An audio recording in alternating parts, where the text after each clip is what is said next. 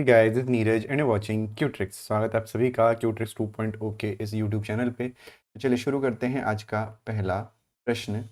आज की पहली क्लास का पहला प्रश्न। थोड़ा सा लाइटिंग का इशू है, कोई बात नहीं। किसी वस्तु को, एक मिनट दीजिएगा मुझे।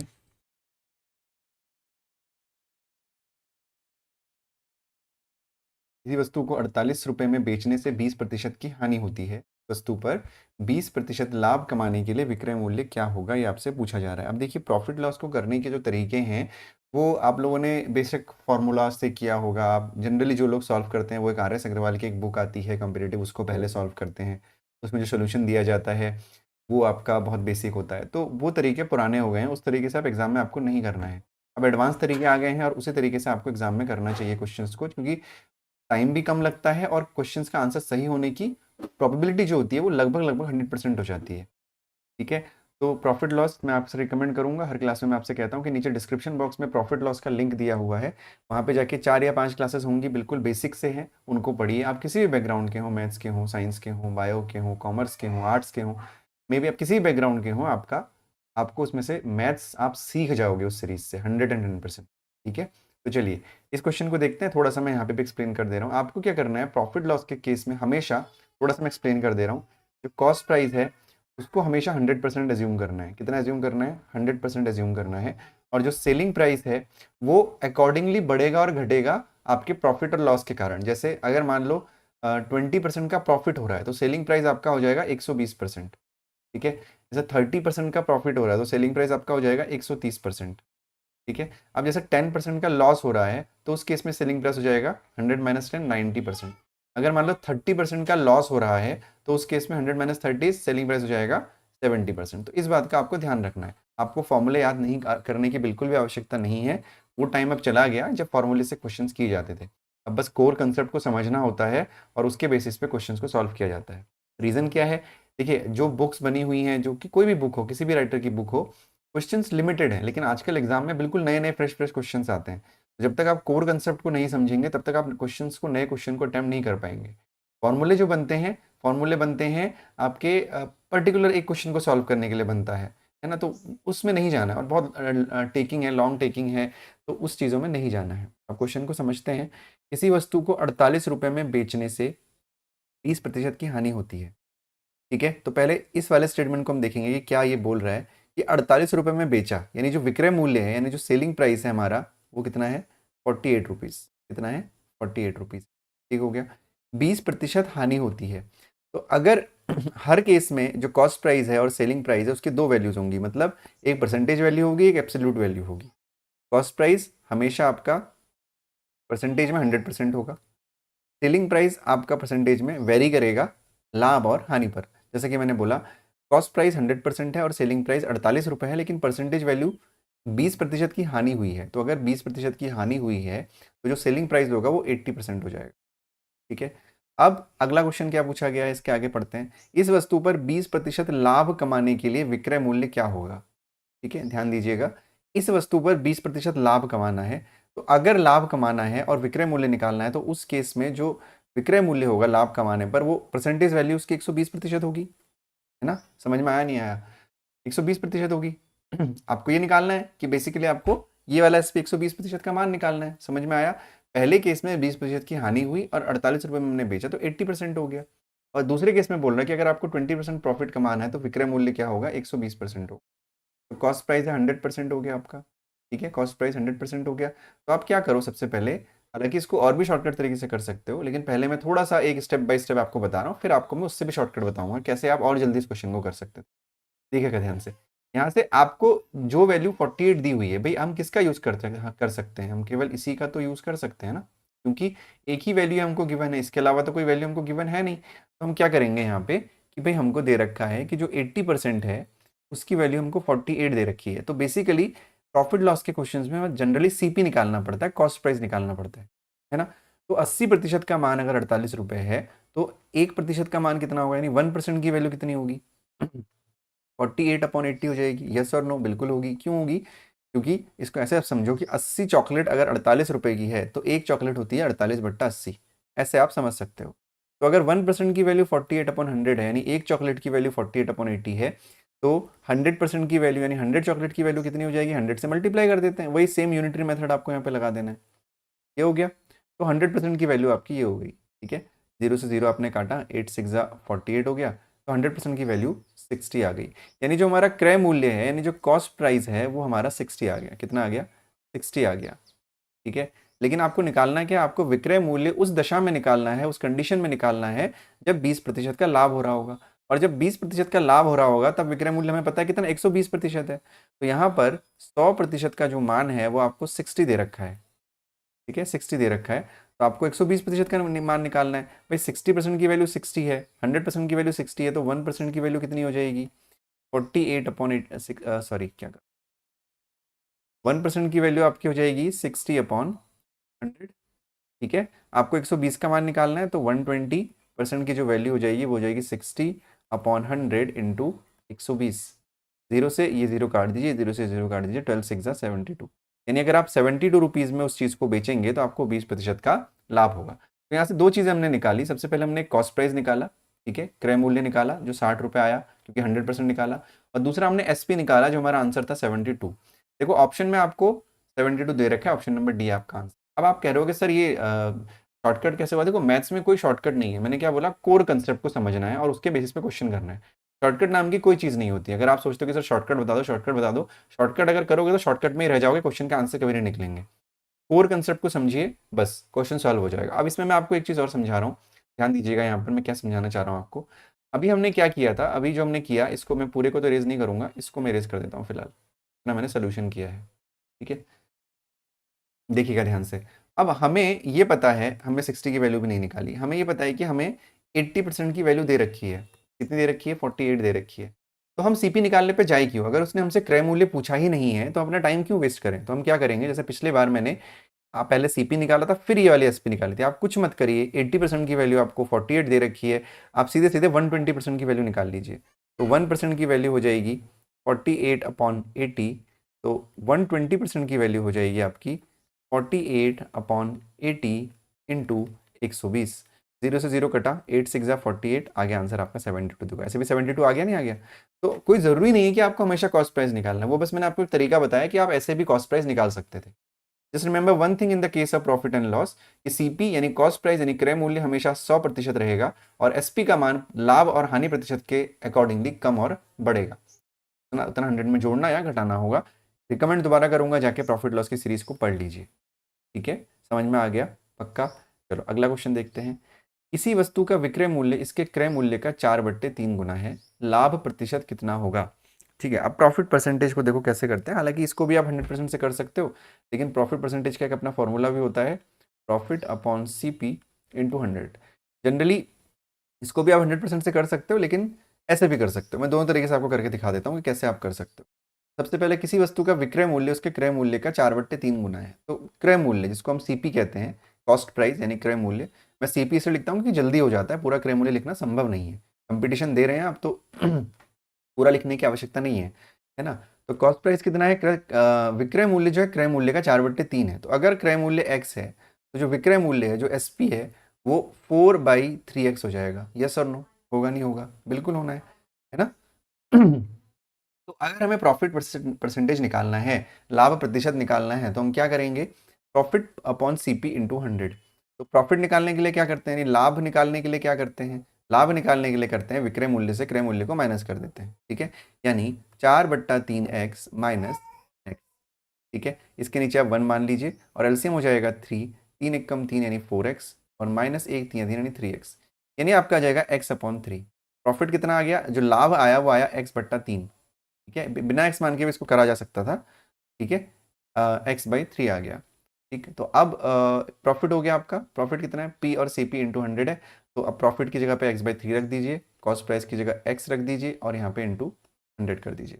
तो अब देखो सिंपल सी बात है, यहाँ पे प्रॉफिट हो गया x/3। अब इसमें अगर किसी को कन्फ्यूजन होता है कि सर ये इसको x को यहाँ लेंगे या यहाँ लेंगे, कैसे करेंगे, तो इसका सिंपल सा तरीका ये है कि आप इसके नीचे 1 मान लीजिए और इससे ये मल्टीप्लाई होता है और इससे ये मल्टीप्लाई होता है, ठीक है। इसमें भी अगर किसी को कन्फ्यूजन है कि इस वाले में, कई लोग कन्फ्यूज रहते हैं कि सर जो बड़ा वाला है आपका इसमें कैसे हम करें, तो इसको ऐसे आप समझो, देखो x/3 डिवाइडेड बाई x/1 है ना। तो इस डिवाइड को आप जब चेंज करोगे इनटू में तो ये 1/x हो जाएगा, ठीक है, और इनटू 100 तो हमारा था ही था, तो x से x कट गया, आंसर आ गया आपका 100/3। कितना आया? 100/3। और इसको आप लिख सकते हो 33 1/3%, ठीक, 33 1/3%। अभी मैंने x से इसलिए बताया क्योंकि कई सारे स्टूडेंट्स होंगे जिनको दिक्कत होगी, जो मैं एडिशनल मेथड बताऊंगा उसमें। अभी मैं आपको एक बहुत अच्छा तरीका बताने वाला हूँ, यही फॉर्मूला हम यूज़ करेंगे और ना भी करें तो भी कोई दिक्कत नहीं है, लेकिन देखो कितना इजीली आप इस क्वेश्चन को कर सकते हैं। जब बैंकिंग या बैंकिंग वालों को हम पढ़ाते हैं तो उसमें वही तरीका अपनाया जाता है, ये एक्स वगैरह वहाँ पे नहीं मानते हैं। देखो मैंने क्या कहा, कोर कंसेप्ट को समझना है। हमें ये बोला गया कि जो विक्रय मूल्य है वो क्रय मूल्य का 4/3 है, कुछ भी हो सकता है, सीपी और एसपी। तो मुझे सीपी को कोई ऐसी वैल्यू मानना पड़ेगा कि जिसका मैं 4/3 अगर करूंगा तो यहाँ पे सिर्फ एक सिंगल वैल्यू आएगी। समझिएगा ध्यान से, अगर मैं क्रय मूल्य को 3 एज्यूम करता हूँ, ठीक है, समझना ध्यान से, अगर मैं 3 एज्यूम करता हूँ तो एसपी कितना होगा? 3 गुणा 4/3 हो जाएगा, 3 से 3 कैंसिल हो जाएगा, यानी एसपी 4 बचेगा। समझ में आ गया? मैंने सीपी को 3 एज्यूम किया, एसपी 4 एज्यूम कर लिया, 3 और 4, तो एसपी 3 इंटू 4/3 तो 4 हो गया एसपी। बस वाला फॉर्मूला लगा दीजिए आप। क्या था formula? Profit percentage is equal to profit upon cost price into 100, ठीक है ना। तो प्रॉफिट कितना है भाई? एसपी 4 है, विक्रय मूल्य 4 है, क्रय मूल्य 3 है, तो 4 - 3 1/3 गुणा 100। देखो कितनी जल्दी आंसर आ गया, एक्स वैक्स मानने की कोई आवश्यकता ही नहीं है, 100/3% आपका आंसर हो गया। अब वो केस जब आप ये फॉर्मूला भूल जाओगे, तो मैंने आपको क्या कहा था कि जो कॉस्ट प्राइस रहेगा वो हमेशा 100% रहेगा। तो कॉस्ट प्राइस 3 है ना आपका, तो आप 3 की वैल्यू आपकी कितनी है? 100% है। रिवर्स कर दिया, जैसे पिछली बार 100% इधर था और 3 इधर था, इस बार हमने रिवर्स कर दिया कि 3 की वैल्यू अगर 100% है तो 1 की वैल्यू कितनी हो जाएगी? 100/3%, है ना, 100/3% हो जाएगी, 100/3% हो जाएगी 1 की वैल्यू। और 4 की वैल्यू कितनी हो जाएगी? 100/3 इंटू, यानी 400/3% हो जाएगी। तो 3 की वैल्यू है आपकी 100% और 4 की वैल्यू है 400/3%। तो इन दोनों का डिफरेंस निकालने की आवश्यकता ही नहीं थी। क्यों? क्योंकि भाई डिफरेंस ये 3 है, ये 4 है, प्रॉफिट कितना है? 1 का है, तो 1 की वैल्यू हमने निकाल दी 100/3%, तो डायरेक्टली यही आंसर आ गया हमारा, ठीक है। ये 4 की वैल्यू भी निकालने की आवश्यकता नहीं थी यहाँ पे, क्योंकि जो डिफरेंस है वो एक्चुअली 1 ही है, जो प्रॉफिट है वो 1 है, यानी 1 की वैल्यू हमको निकालनी है, तो 1 की वैल्यू हमने 100/3 निकाल दी, तो यहाँ पे तो यही आंसर आ जाता। मतलब बेसिकली हमें इसको निकालने की आवश्यकता यहाँ पे नहीं थी, सीधे सीधे आपका यही आंसर आ गया। There can be lot of method, जहाँ पे जो मेथड आपके दिमाग में उस समय आ रहा है उस मेथड को करिए। और अगर ये जो छोटे छोटे तरीके हैं, कोर कंसेप्ट है, इसको समझना है तो आपको डिस्क्रिप्शन में प्रॉफिट लॉस का लिंक है, वहाँ पे जाके उसको पढ़ना पड़ेगा, तभी आप उसको अच्छे से समझ पाएंगे, ठीक है। चलिए बढ़ते हैं हम अपने अगले क्वेश्चन की तरफ। तो जो अगला क्वेश्चन है हमारा वो भी प्रॉफिट लॉस का ही है। किसी वस्तु को 560 रुपए में बेचने से हुई हानि 720 रुपए में बेचने पर हुए लाभ से 50 रुपए अधिक है। वस्तु का क्रय मूल्य क्या है? अब इस क्वेश्चन को मैं चाहूँ तो आपको बहुत शॉर्ट में बता सकता हूँ, लेकिन समझना थोड़ा सा मुश्किल होगा, इसीलिए थोड़ा डीप में इस क्वेश्चन को समझते हैं, ठीक है।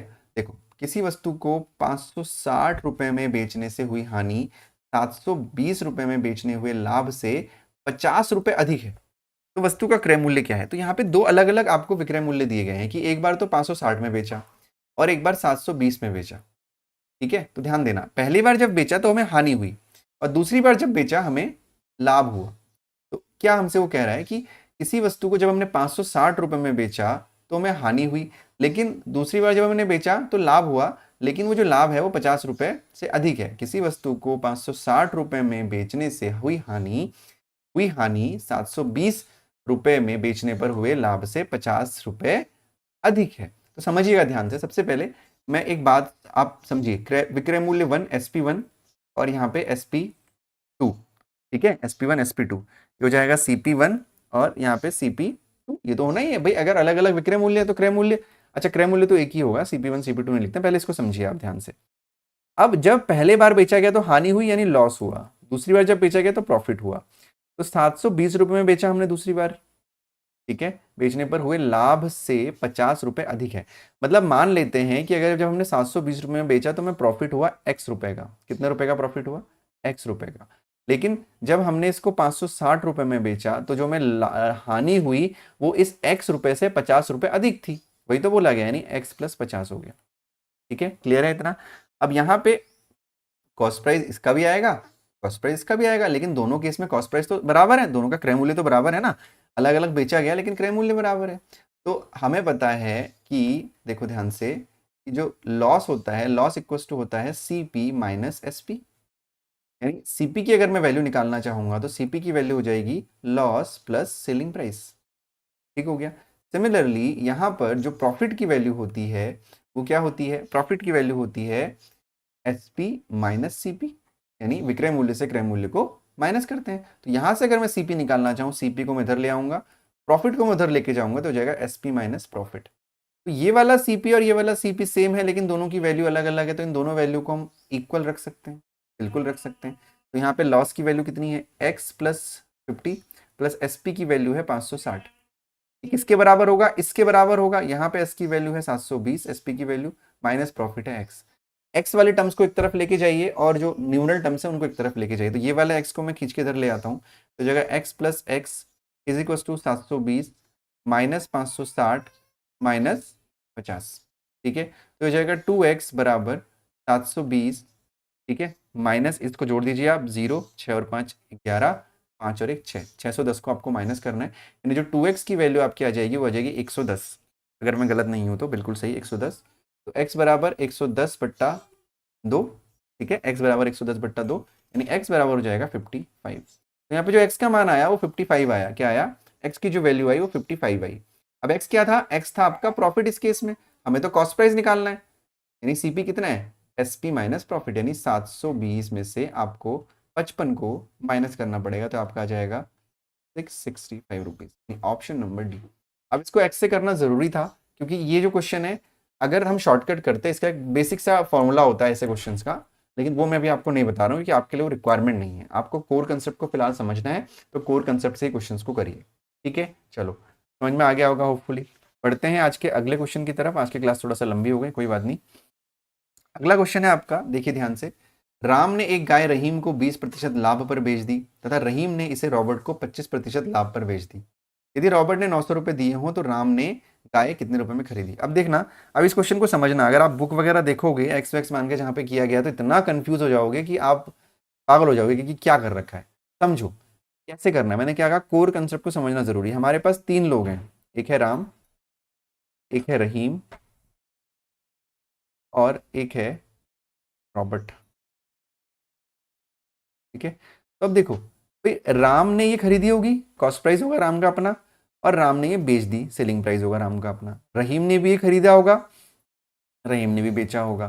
फिर रॉबर्ट को रॉबर्ट ने खरीदा, रॉबर्ट का बेचने का डिटेल हमारे पास नहीं है। लेकिन यहाँ पे समझने वाली बात यह है कि राम ने बेचा किसको, रहीम को। यानी राम के लिए जो विक्रय मूल्य होगा, यानी सेलिंग प्राइस होगा, वो रहीम के लिए क्रय मूल्य होगा। भाई राम ने अगर रहीम को बेचा है, तो राम के लिए जो विक्रय मूल्य होगा वही रहीम के लिए क्रय मूल्य होगा।